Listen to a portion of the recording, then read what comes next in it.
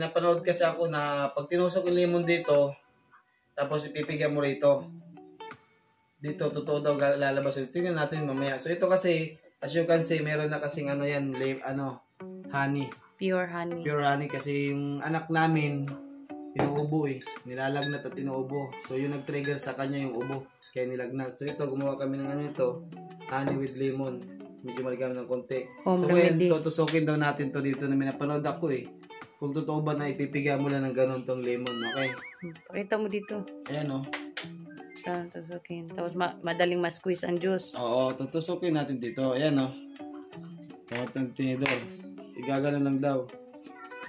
Ay. Effective. Effective nga. Ah. Mahirap. Effective din naman. Wala. Wala, totoo nga.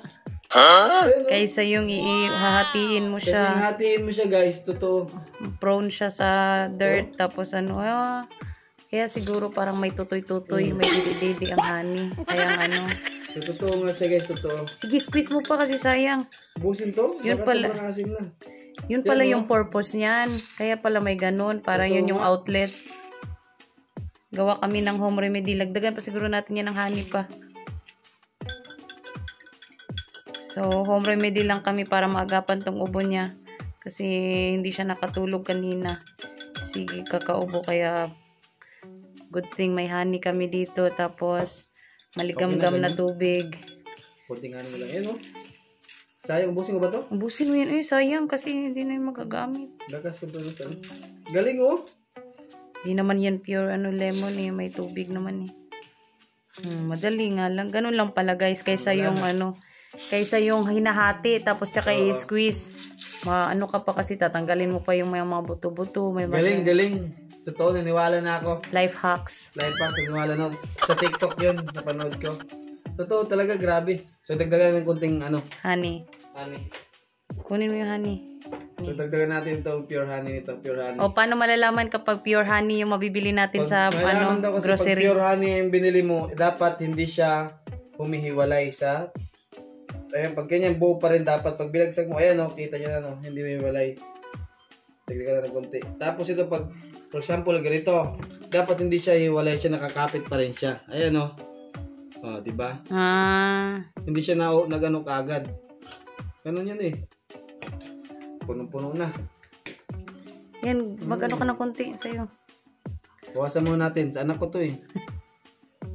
Masarap naman. Satisfying yung feeling. Sarap. Wow! So, ito kasi for cough remedy. Home remedy. Home remedy para sa kaya anak namin. Siyempre mahirap magkasakit magkasakit yung anak. Kasi maliban sa hindi ka makakatulog, yung bata kawawa. Ubo kasi kagabi. Yan, so may nakita ako na video. Puro lang tayo video.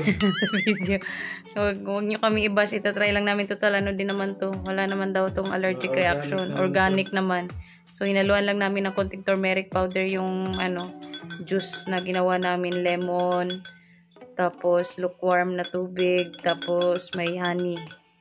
Tapos konting turmeric powder. Takto na yan. Yun, titingnan natin kung iinumin to. Dapat dito lang siya. Tawagin mo siya. Wow! Hindi yan sour. The sour it's good for you, dali. Faster. That's good for your cough na. Good for your cough, dali. O sige na, faster. You can do it. Dali, you can do it. Suck more. Sige na. Wow! Drink all. Yan.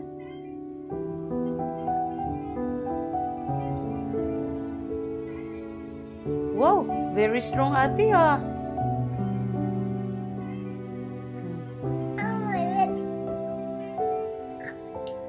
So, kinatay na. Tia, wow, very good si Ate Ella. Wow! Hey. So sour. Wow, very good. Very good. Ay, 5. Wow. Mama.